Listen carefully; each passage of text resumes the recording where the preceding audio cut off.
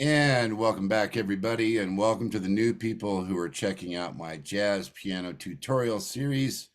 Thanks for being here today. And today, what we're going to focus on and talk about is how to establish yourself as a famous instrumental composer and to make money off of something that might seem like not very much work, something that makes you instantly identifiable to the world at large with a group of 8 notes or less. So, yeah, that's a pretty tall order. And yep, I know all about that because I've done it several times. I think um, as far as my own tunes today, I'm only going to focus on songs where I've made more than, say, 100 grand a song, because that'll narrow it down. I've got more than 400 songs out there and 42 albums worth. So I've been at it for a while.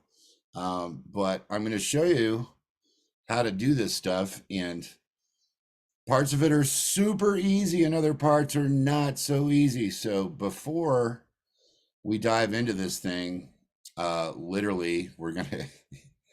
We could call this game diving for dollars. We could call this worksheet thing, which is not a worksheet today, but a JPEG. You got to download that in order to get the value out of this little tutorial we're going to do today, because it's a very important graphic, and it represents you as a musician, and it represents the thing that I like to call the human musical DNA database. Now, I've been using the term musical DNA for many, many years, and I don't know if I came up with that or not. You know, way back in the day in 1990, I put out a song called Mia's Dream, and it had this thing, which became a famous thing called the lick, and all these guys are talking about it. And I don't know if I was the first person to do the lick or not, but I did write it into a tune on my Tokyo Nights record in 1990, and the name of the song is Mia's Dream. So now that you got the graphic up, you can see it's a picture of a guy diving into a pool, and the pool is the human musical DNA database. Now, what your job is, if you're going to become well known for something really short, like a motif, or just, say a guitar lick, or an intro, or just a breakdown, bass line, what you've got to somehow tap into is that water that's in the picture, because what that water represents is the collective human uh, subconscious mind that has all of this stored musical information that's been fed into human beings for decades. Now, I'm not a scientist, but I do know that when people ingest sonic information and they like it, their brain stores it in a special place, and it's just the stuff that they like to hear, um, things that they want to hear repeatedly, something that is pleasant to them, something that reminds me of a memory, something that they recognize. And for the average person with instrumental music, it's a whole lot harder for the average person to understand instrumental music because there's nothing to sing along to. There's no words about getting your heart broke, and there's no agenda of any type where you can say, yeah, I'm going to fight for my cause, or any of that stuff. It's just sonic information that people somehow hang on to and find pleasant. So I have a list here of a bunch of these examples. There's at least 10 of them. And I'm going to, as I said, on my own stuff, I'm just sticking to things that I made 100 grand or more on. I could do like an hour on just my own stuff where I've composed it and it's caught on with people for various reasons, and they, mostly because they heard it on the radio, they filed it in their DNA database, and then they said, oh yeah, that's Rob Mullins.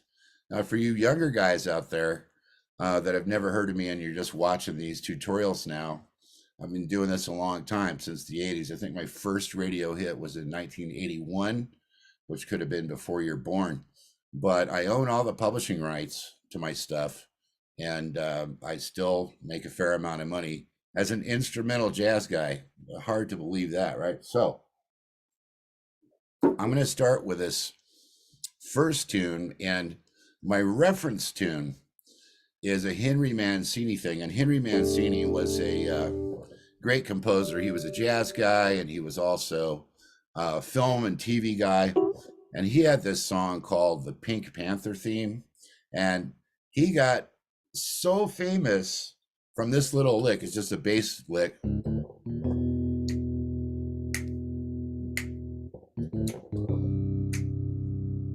Right, and I go back up.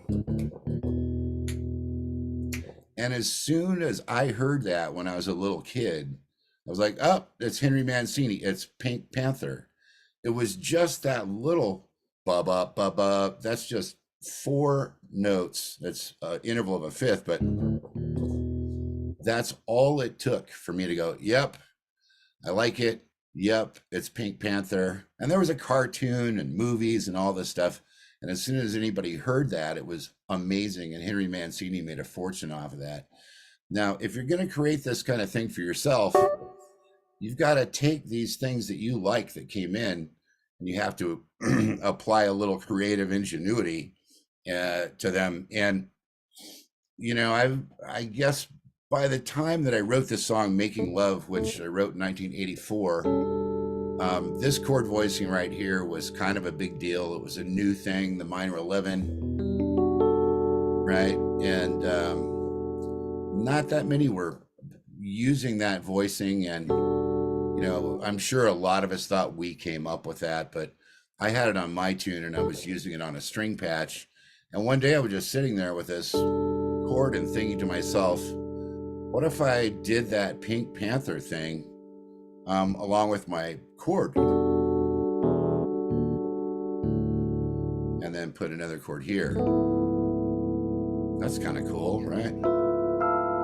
Little Steely Dan sound. And then instead of the ba-ba, ba-ba, I did straight eighth notes, and it ended up coming out like this.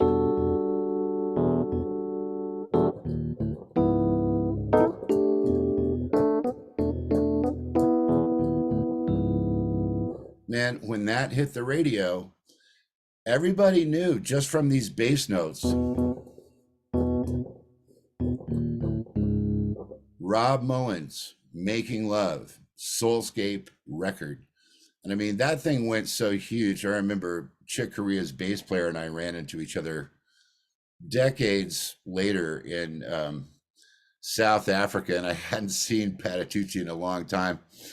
And across his path in the hotel lobby, and he goes, Rob Mullins, Making Love, da da da da da da.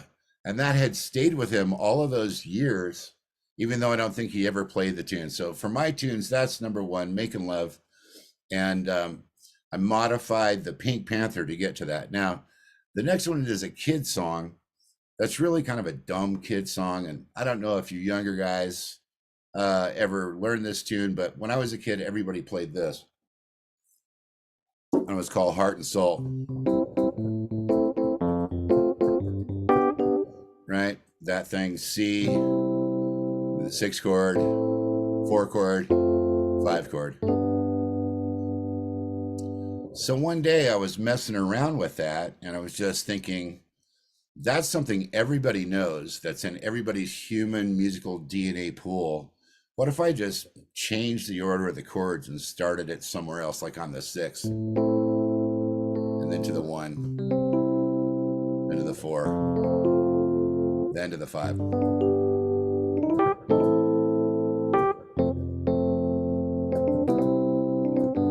Right, and then I came up with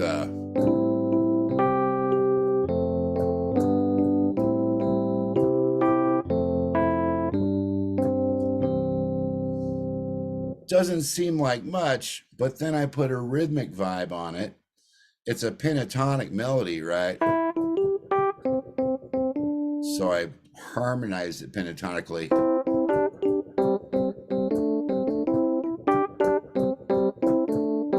All of a sudden it sounds like the islands, right?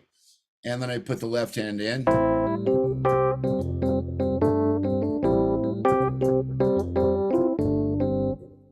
When that thing hit radio, there were island countries that recognized it as so islandy sounding that it became the theme for Ministry of Cultures and boards of tourism, and everybody loved it because it just was a super simple thing, and it was all based off the kids song, right? But I made one slight change in that chord order. I went 6 1 4 5 instead of 1 6 4 5, and I put a pentatonic on it. And thank you so much for everybody that's still sending me money for that song, because in the Spotify era, I definitely need the money. Okay, the next one, number 3, is actually, I think I'm only going to do 3 of my tunes because I could do too many, and I want to get to the Stevie and the Queen and the Coltrane and the Brubeck, and especially the Vince Guaraldi. This next one is a song called Here in My Heart.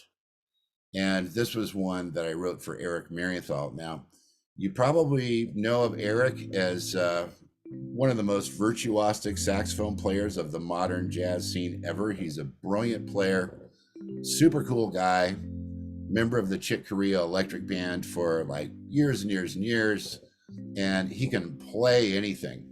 But his producer came to me, this was in 1997 or 8. The producer was Harvey Mason from Foreplay.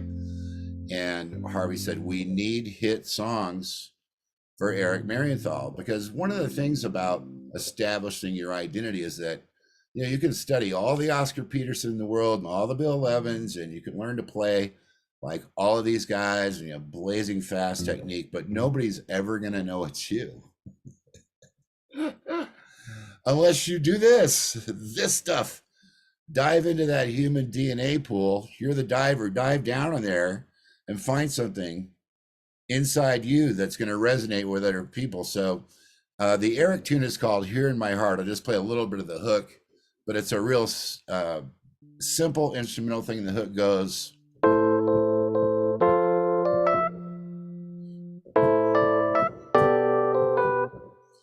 And that's it.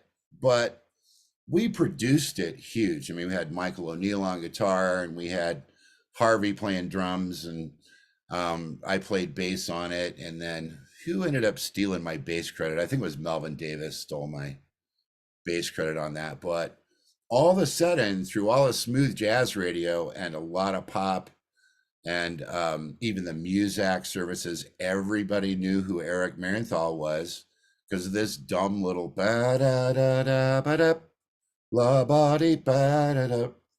And it went to number 1, and it expanded Eric's audience by a huge margin. And okay, let's keep going because I'm just kind of bogging down here. All right, if you want to have an identity and you're diving into the pool and you're trying to find something cool, you know who did that better than anybody in pop music history? Well, besides Michael Jackson, is Stevie Wonder. So what about this? Bass line to I Wish. You hear that, you're like, that's Stevie Wonder. It's not. Stevie learned 50 Mixolydian scales, and he can play in all 12 keys, and wow, this and that and the other thing, and he's got purple hair, and he's voting libertarian. It's just this. And everybody knows it's Stevie. That's how simple it is, but it's hard at the same time. The next one is Queen. Queen, I love Queen, and I'm not going to play the keyboard on this, but it's just boom, boom, bap, boom, boom, bap. The drum beat from We Will Rock You. How many notes is that? 1, 2, 3, 4, 5, 6. Dude, if you can come up with 6 notes that are that iconic, you're going to be so rich. You're just going to, like, you know, buy countries and kick back the rest of your life. Now we're going to move to a band that I was in when Joe Sample quit, the Crusaders. And one of the things I had to do when Joe left and I had to jump in there for a while was I had to learn all of his parts from their famous recordings. And this little lick here is from Put It Where You Want It. And Joe was one of those guys that could just come up with something so simple and so cool. And that's what made the Crusaders, is that the music wasn't that unbelievably difficult. But leading into a C7 at the beginning of the tune, Joe went, right? And then the bass line comes in. But 1, 2, 3, 4, 5, 6. You hear that? It's Put It Where You Want It by the Crusaders. You guys following along? So as the person, you, the diver into the DNA pool, you got to dive in there and pull out stuff. Pull out stuff from the collective consciousness. Find a way to, open your mind, practice, fill your head with information of different genres, and then sleep on it and let it germinate in there, because stuff will happen. And when you spend enough time with it, you'll wake up one day and you'll play something, and immediately the girlfriend or the family or the big band or whoever go, what was that? That was amazing. I love that. Do that again. And that's when you know you've accomplished that goal. So then the other part of the Crusaders on the same tune is like that horn lick when Wayne and Wilton come in after the first part. That's another thing. It was instant Crusaders, 1, 2, 3, 4, 5, 6 notes. And then what about this one for Larry Carlton?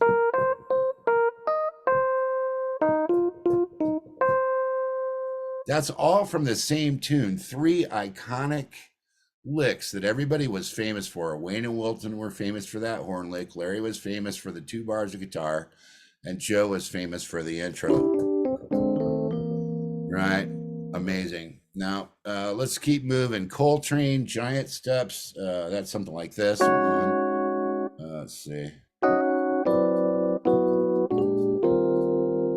5-note groups, and it's Giant Steps, right? He put a lot of work into figuring out where they were, but he found them. Miles on So What? And this is one of those ultimate, just, when I first heard this, I was like, why didn't I think of this? I would have made $1 million. And so far, I've only made $500,000.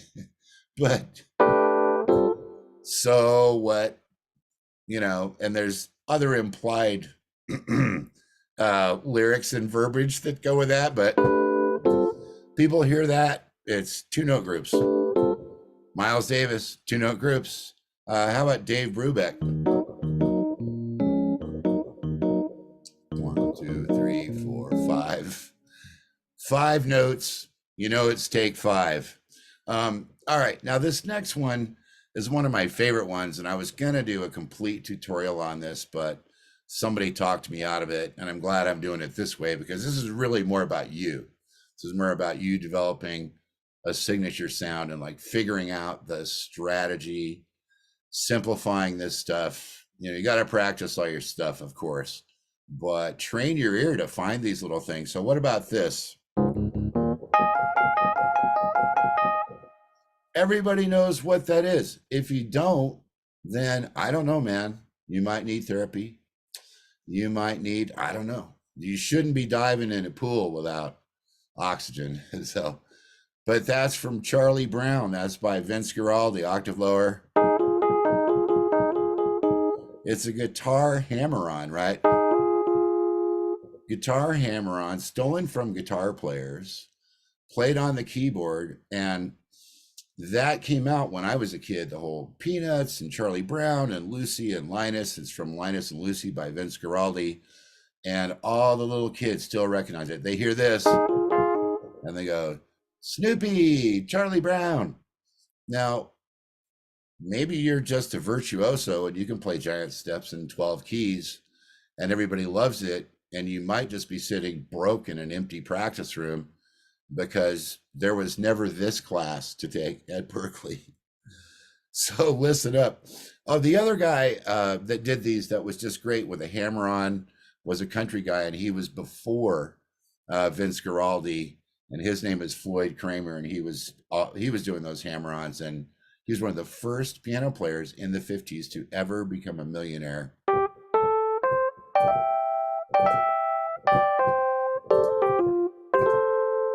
That guy made $1 million in 1957 on the radio playing that.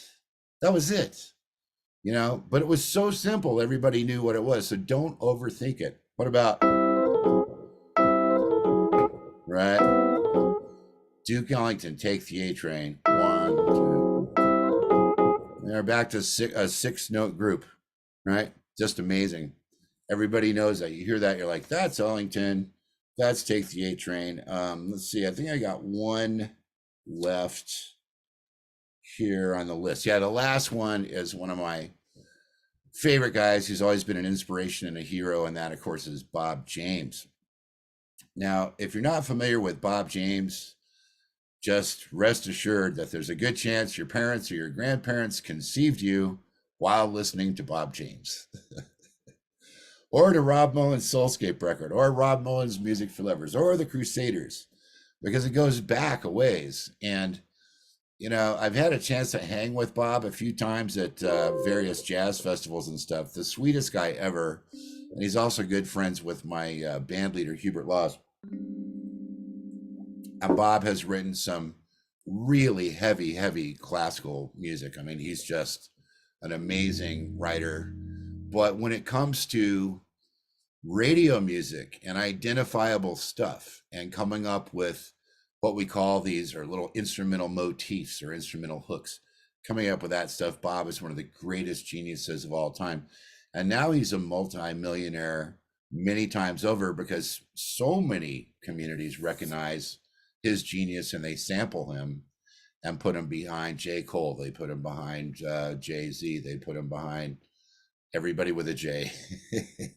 So this little lick right here, he had a tune called Westchester Lady, and it might be a title track on a record, I don't know, but it was this melody.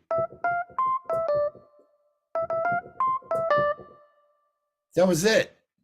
You hear that, you're like, Bob James, Westchester Lady, boom, the DNA out of the human brain, out of that pool in the diagram.